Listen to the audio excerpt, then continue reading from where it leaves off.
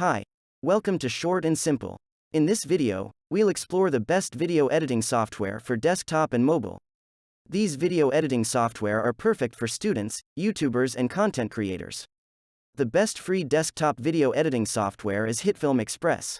Hitfilm Express is an awesome video editing software that is packed with advanced tools.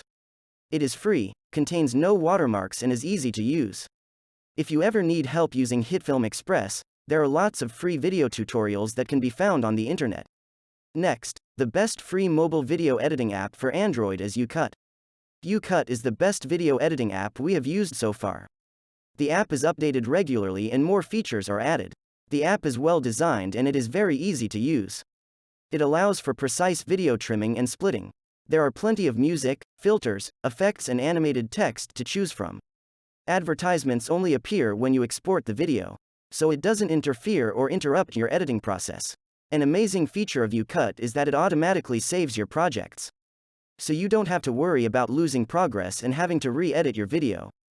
Drafts of previous projects are also saved. This allows you to revisit old projects and re-edit videos. You can check out our website by scanning this QR code or by clicking the link in the description below for more information. That's all for this video. Thanks for watching.